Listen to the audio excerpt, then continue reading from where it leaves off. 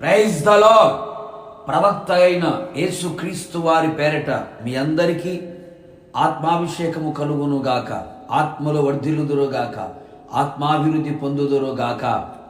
ఈ దినపు యేసయ్య జీవపు మాట కొరింథీయులకు రాసిన మొదటి పత్రిక 12వ అధ్యాయం 10వ వాక్య భాగం.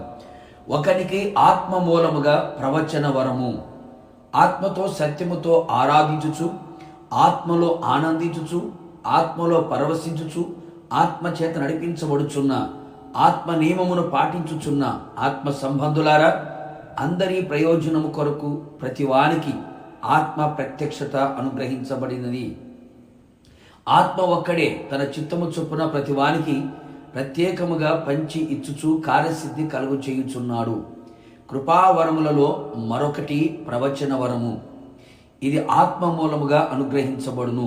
అవును ప్రియులారా, పరిశుద్ధాత్మ చేత నింపబడి నడిపించబడుచున్న మన ఆత్మీయ జీవితం ప్రవచన వరం మనం పొందుకోవాలి. విశేషముగా మీరు ప్రవచన వరమును ఆసక్తితో అపేక్షించుడి. సమస్తమును క్రమముగా మర్యాదగా జరిగించండి. నా ఆత్మను మీ మీద కుమ్మరించెదను గనుక వారు ప్రవచించెదరు అని వ్రాయబడి ఉన్నది కదా. మనకు అనుగ్రహించబడిన కృప చొప్పున వేవేరు కృపావరములు కలిగి ఉన్నాము గనుక ప్రవచన వరమైతే విశ్వాస పరిమాణము చొప్పున ప్రవచింతుము.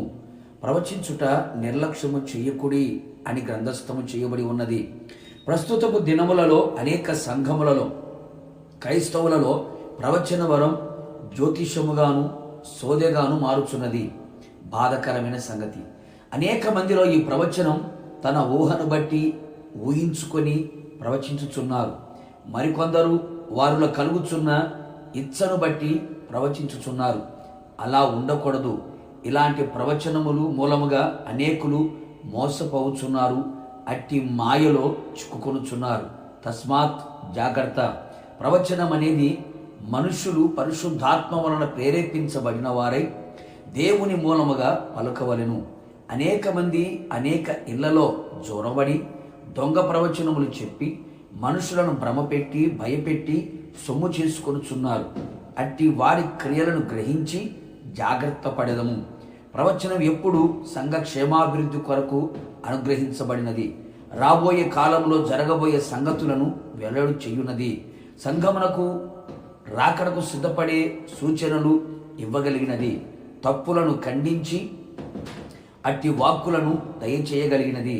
ఆదరణ, ధైర్యము కలుగు చేయుచు మరింతగా ఆత్మాభివృద్ధిని కలుగు చేయును. అనేకులు ప్రవచన వాక్యములను గ్రహించక నష్టపోయిన వారు కొందరు, గ్రహించి దీవించబడిన వారు కొందరు. కావున నా దేవుని ప్రియులారా, మనమందరము మరింత జాగ్రత్త పడెదము.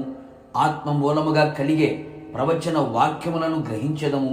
ప్రభువు రాకడ కొరకు సిద్ధపడెదము. కృపగలిగిన మా తండ్రి, మీ పాదములకు స్తోత్రం. మరొకసారి మీ జీవపు మాట చేత మమ్మల్ని దర్శించారు, ధైర్యపరిచారు, బలపరిచారు.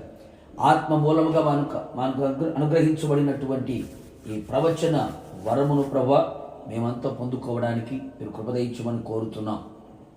ఎవరు కూడా ప్రభా ప్రవచనములను జ్యోతిషముగాను సోదెగాను మార్చుకొనకుండా ఆత్మ మూలముగా ఆత్మ ప్రత్యక్షత చేత ప్రవచన వరమును పొందుకొని ఆ ప్రవచన వరము ద్వారా సంఘానికి, వ్యక్తిగత జీవితానికి, కుటుంబానికి ఆశీర్వాదకరముగాను క్రమబద్ధముగాను ప్రభు రాకడను కూర్చున్నటువంటి సంగతులు తెలుసుకునేటట్లుగాను మీరు చేసి మీ నామాన్ని ఘనపరుచుకోమని, సంఘాన్ని మరింతగా వృద్ధిలోకి నడిపించమని మీకు అప్పగిస్తూ యేసు నామములో అడుగుచున్నాను తండ్రి, ఆమేన్.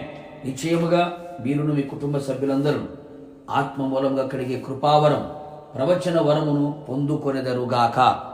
God bless you.